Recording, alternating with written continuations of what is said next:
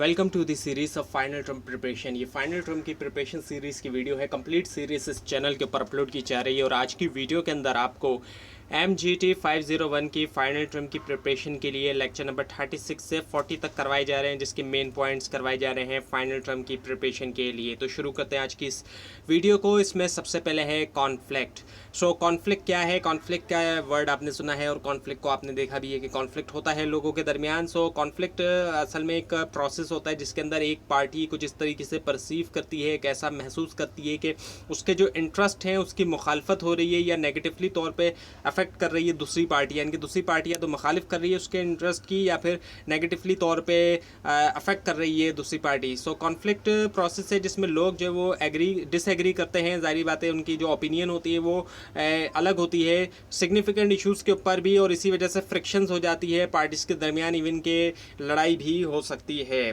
सो organisational conflict होता है जब स्टेक होल्डर ग्रुप्स जो वो परस्यू करते हैं इंटरेस्ट दूसरों के एक्सपेंस के ऊपर, दूसरे स्टेक होल्डर्स के एक्सपेंस के ऊपर, यानी कि अपना फ़ायदा देखते हैं चाहे दूसरे का नुकसान हो तब कॉन्फ्लिक्ट होना शुरू होता है। जो डिफरेंट गोल्स हैं ऑर्गेनाइजेशन के स्टॉक होल्डर्स के, ऑर्गेनाइजेशनल कॉन्फ्लिक्ट जो है वो इनएविटेबल होता है। और जो ट्रांजिशन है कॉन्फ्लिक्ट टॉट के अंदर, ट्रेडिशनल व्यू के मुताबिक कॉन्फ्लिक्ट ऐसा प्रोसेस है जिसके अंदर लोग डिसएग्री करते हैं सिग्निफिकेंट इशू के ऊपर, फ्रिक्शन होती है। और एक व्यू यही है ट्रेडिशनल व्यू के कॉन्फ्लिक्ट जो है वो डिसफंक्शनल है और हार्मफुल है ऑर्गेनाइजेशनल के। ट्रेडिशनल तौर पे लोग यही कहते हैं कि कॉन्फ्लिक्ट जो है वो नुकसानदेह चीज़ है और डिसफंक्शनल है, इससे कोई फ़ायदा हासिल नहीं होगा। इसके मुकाबले में जो इंट्रैक्शनिस्ट व्यू है वो ये कहता है कि कॉन्फ्लिक्ट जो है वो बेस करता है इशूज़ के ऊपर, ना कि पर्सनैलिटीज़ के ऊपर, और ये इन्हेंस कर सकता है प्रॉब्लम सॉल्विंग और क्रिएटिविटी, यानी कि कॉन्फ्लिक्ट से फ़ायदा भी उठाया जा सकता है। ये इंट्रैक्शनिस्ट का कहना है कि कॉन्फ्लिक्ट से फ़ायदा हासिल किया जाता है।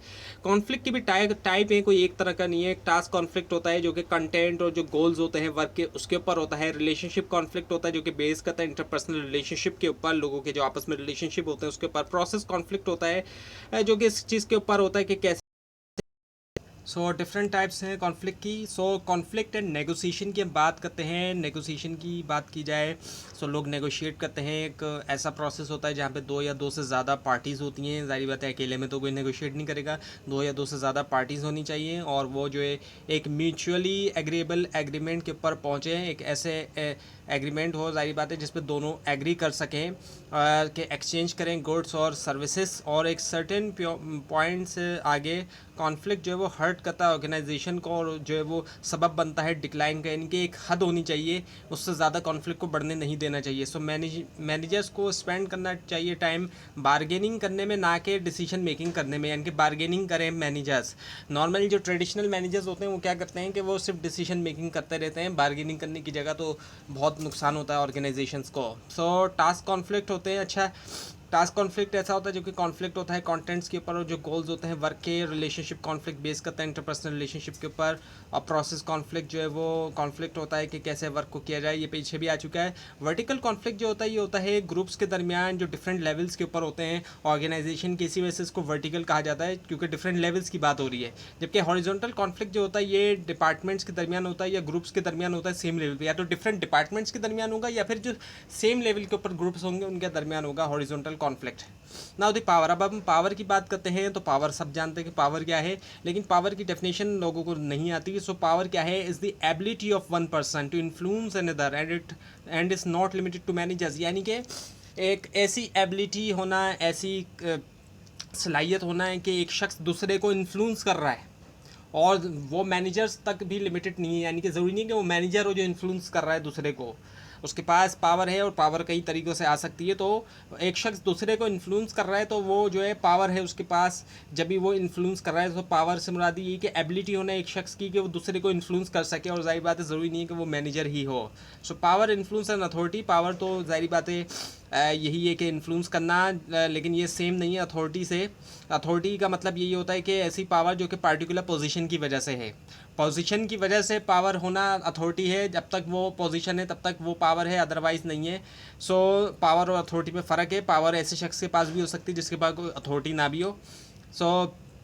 और ये इन्फ्लुएंस से सिनोनिमस भी नहीं है। सो समवन एक शख्स के पास जो कि जिसके पास पावर है may not be able to influence other, while someone एक ऐसा शख्स भी जिसके पास पावर नहीं है, वो भी एबिलिटी होती है कि वो इन्फ्लुएंस कर सके दूसरे को, यानी कि अथॉरिटी ना भी हो तब भी जाहिर बात एक शख्स कर सकता है इन्फ्लुएंस दूसरे को। Now the sources of power, power आती कहाँ से? अच्छा, पावर आने की जो सोर्सेस हैं, कई सोर्सेस से पावर लोगों को मिलती है। एक तो लेजिटिमेट पावर है जो कि बेस करती है फॉर्मल पोजीशन के ऊपर, जिसके पास जो सीट है उसकी वजह से उसको पावर मिल रही है, एक तो ये है। लेकिन इसके अलावा भी पावर की सोर्सेस है, रिवार्ड पावर होना जो कि बेस करती है रिवार्ड तक जो एक्सेस होता है उसके ऊपर। कोर्सिव पावर होती है जो कि बेस करती है एबिलिटी के ऊपर कि वो पनिश कर सके दूसरों को पनिश कर सके, इस बेस के ऊपर भी पावर होती है।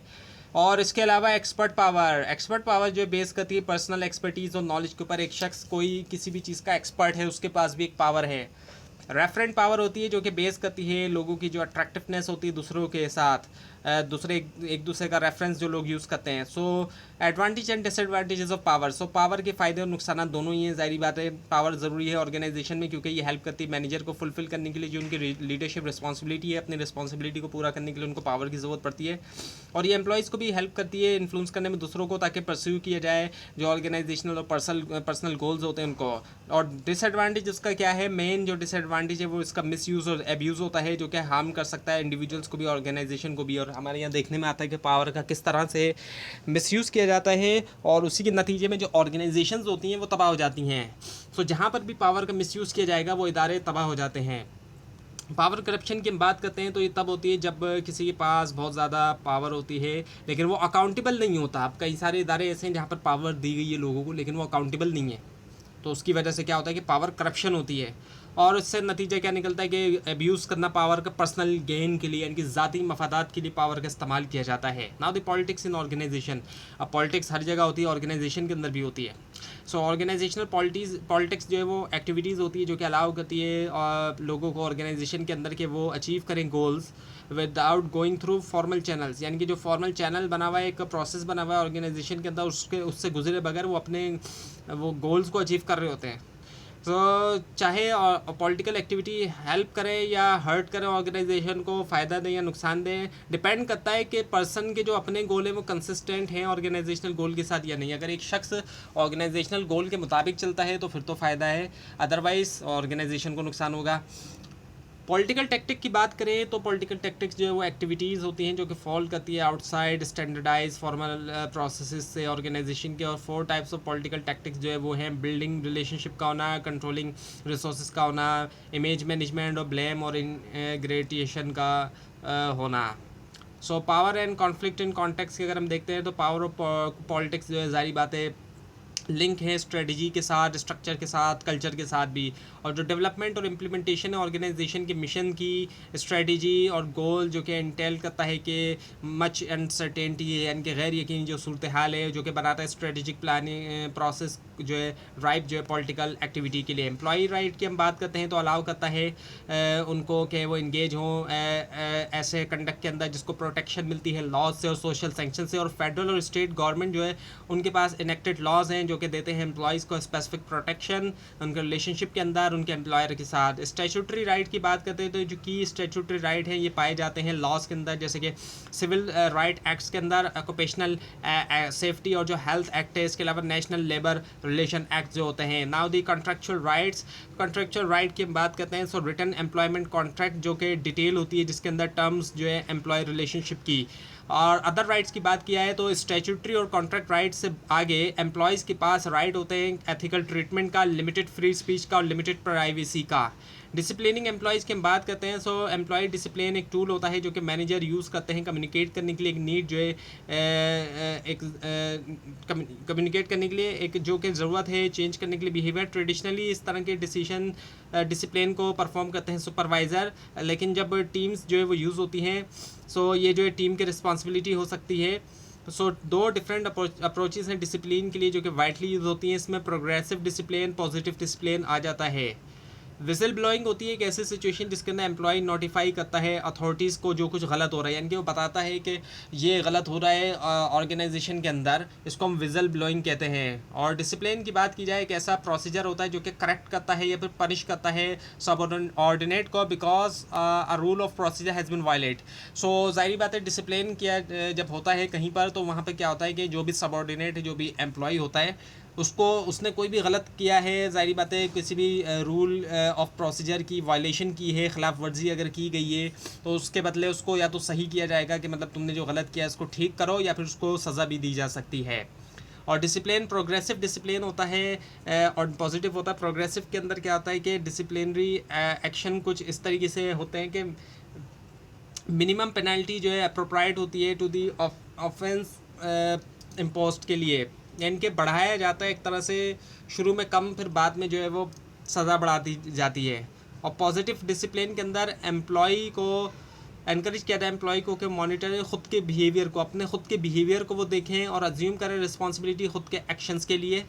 डिसिप्लिन की बात की जाए, दोबारा यहाँ पे डिसिप्लिन के बारे में दिया गया है कि डिसिप्लिन क्या है, तो इससे मुराद कंडीशन होती है जिसके अंदर ऑर्गेनाइजेशन के अंदर कंडीशन होती है जहाँ पर एम्प्लॉय जो है वो ख़ुद को कंडक्ट करते हैं अकॉर्डेंस विद जो ऑर्गेनाइजेशन के रूल होते हैं उसके मुताबिक और जो स्टैंडर्ड ऑफ एक्सेप्टेबल है। Not disciplinary action verbal written verbal warning की हम बात करें, सो माइल्डेस्ट फॉर्म जो है डिसिप्लिन का वो वर्बल वार्निंग होती है सॉरी। और एक रिटन वर्बल वार्निंग जो है टेम्परेरी रिकॉर्ड होता है जिसको रखा जाता है मैनेजर्स की फ़ाइल के अंदर ऑन द एम्प्लॉय। और रिटन वार्निंग जो है सेकंड स्टेप जो होता है प्रोग्रेसिव डिसिप्लिन प्रोसेस में, वो रिटन वार्निंग होती है। रिटन यानी कि लिखा हुआ ज़ाहिर बात है वार्निंग दी जाती है। इनफैक्ट ये जो है पहला फॉर्मल स्टेज होता है डिसिप्लिनरी प्रोसीजर का, और ये इस वजह से क्योंकि रिटन वार्निंग जो है वो बन जाती है एम्प्लॉय के जो पर्सनल ऑफिशियल जो पर्सनल फाइल है उसका हिस्सा बन जाती है, और फिर सस्पेंशन किया जाता है। अब देखें आप हो क्या रहा है कि जो सज़ा है उसके अंदर इजाफा होता चला जा रहा है। प्रोग्रेसिव डिसिप्लिन में यही है कि कम से कम सज़ा से सज़ा बढ़ा दी जाती है। उससे अगले स्टेप जो है सस्पेंशन में आ जाता है। सस्पेंशन में जो है वो एक तरह से कुछ वक्त के लिए एम्प्लॉय को निकाल दिया जाता है, कुछ वक्त के लिए, यानी कि परमानेंट नहीं निकाला जाता लेकिन कुछ वक्त के लिए जो है ज़ाहिर बात है उसको सस्पेंड कर दिया जाता है। और आखिर में सबसे आखिर में फिर डिसमिसल होता है, डिसमिस कर दिया जाता है टोटली तौर पे। और ज़ाहिर बात है ये तभी किया जाए जब मोस्ट सीरियस ऑफेंस हो, बहुत ज़्यादा जब कोई सीरियस इशू हो। ऐसा नहीं है कि डायरेक्टली छोटी छोटी मिस्टेक पे उठा के डिसमिसल कर दिया जाए। ऑब्वियसली बात है कि अगर किसी छोटी मिस्टेक के ऊपर डिसमिसल किया जाए तो वो तो लॉ के भी अगेंस्ट हो जाता है। एम्प्लॉय सेपरेशंस की हम बात करते हैं तो ये तब होती है जब एक एम्प्लॉय जो है वो छोड़ एक तरह से हट जाता है ऑर्गेनाइजेशन से, और रेट जो एम्प्लॉय सेपरेशन का ऑर्गेनाइजेशन के अंदर उसको मेजर किया जाता है। वो मेजर है एक्चुअली रेट जिसके ऊपर एम्प्लॉय लीव करते हैं फर्म को। सो डाउन साइजिंग होती है, रिडक्शन हो जाना, जो नंबर ऑफ़ पीपल होते हैं जो कि एम्प्लॉय होते हैं फर्म के, उनके अंदर कमी आ जाती है। जो एम्प्लॉय होते हैं उनके अंदर कमी आ जाती है। आउट प्लेसमेंट होती है एक ऐसा प्रोसीजर जिसके ज़रिए जो कि असिस्ट करता है एक लेड ऑफ एम्प्लॉय को फाइंड करने में एम्प्लॉयमेंट कहीं दूसरी जगह पे आउट प्लेसमेंट के लाया जाता है। लीडरशिप की बात करते हैं, एक ऐसा प्रोसेस होता है जहाँ पर लीडर या पर्सन जो कि इन्फ्लुएंस करता है इंडिविजुअल्स को और ग्रुप्स को ऑर्गेनाइजेशन के अंदर, हेल्प करता है उनको कि वो इस्टेब्लिश करें गोल्स, गाइड करता है उनको अचीवमेंट के लिए उन गोल्स की, कि उन गोल्स को कैसे अचीव किया जाए, अलाउ करता है उनको कि वो इफेक्टिव हों एज अ रिज़ल्ट।